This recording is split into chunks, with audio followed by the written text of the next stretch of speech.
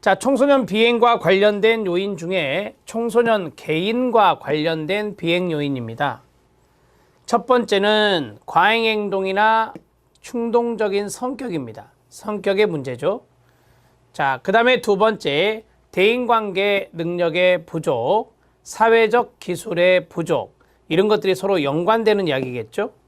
그 다음에 낮은 자아 개념, 이게 이제 낮은 자존감, 이렇게 보시면 되겠죠.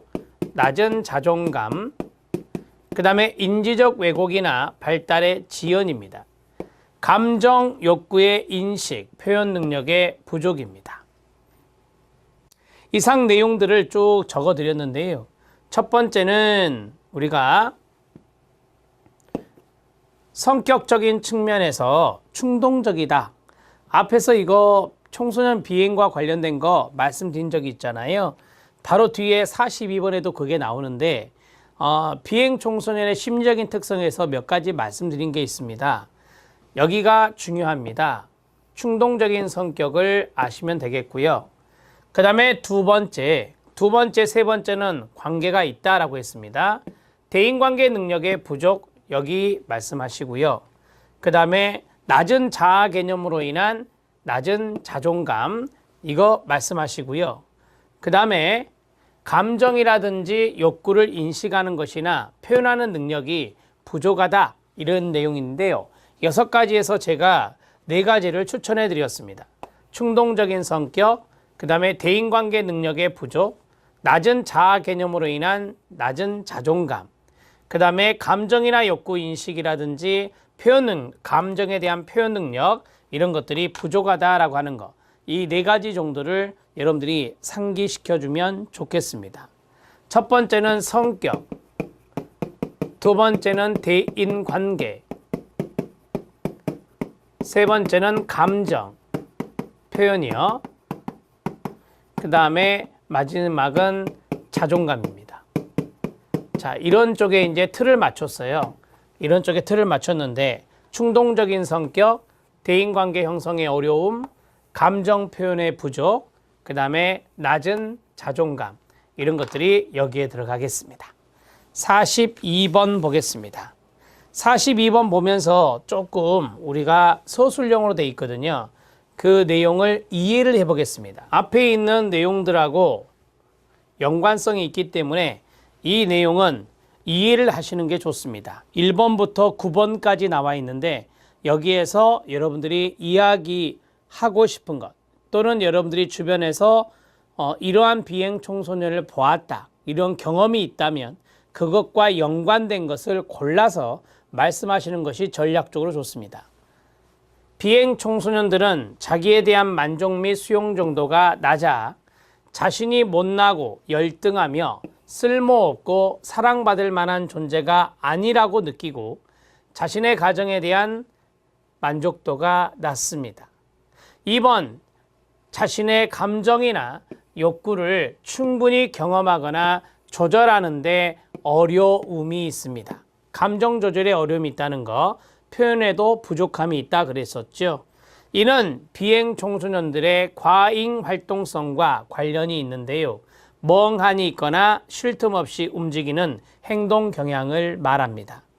비행 청소년의 경우 많은 경우가 삶의 초기에 어린 시절에 부모와의 관계에서 거부당하거나 학대당하거나 상실의 경험이 있습니다.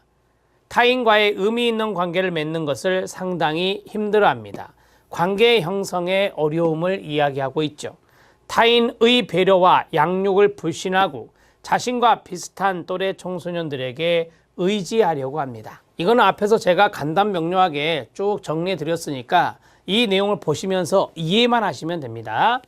4번째, 비행 청소년의 공통적인 행동 특성은 충동적이면서 주의가 산만하고 자주 움직이고 쉽게 흥분하고 적은 자극에도 예민하게 반응하는 경향이 있다 했습니다. 타인의 권리와 감정을 공감하지 못하거나 무시하여 죄의식을 발달시키지 않습니다. 반사회성이 있다라고 하는 것이죠. 이런 것들을 우리가 반사회성이라고 이야기할 수 있고요. 삶이나 미래에 대한 장기적인 계획이나 목표를 수립하는 장기적인 조망 능력도 부족합니다. 대체로 가치관의 혼란을 경험하고 있습니다. 7번째 들어갑니다. 7번째는 비행 집단은 일반 집단에 비해 더 많은 문제를 겪거나 스트레스를 경험하지만 이에 비해 스트레스 대처 능력이라든지 문제 해결 능력이 떨어집니다. 자, 그리고 지속적인 좌절 경험을 합니다.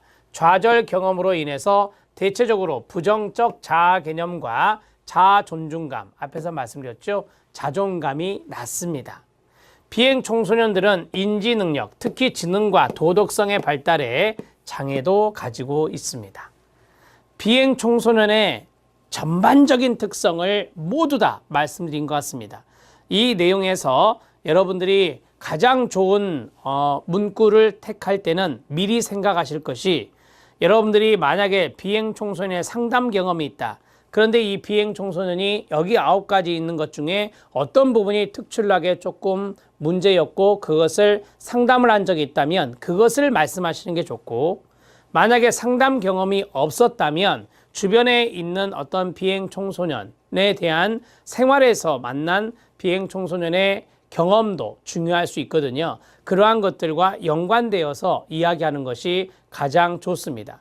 경험과 함께 이론적인 부분을 매칭하는 것이라고 보시면 되겠죠. 그런 부분들을 설명하고 여러분들이 면접관님들과 대화를 주고받는 것이 더 좋습니다. 자, 이제 43번 들어갑니다.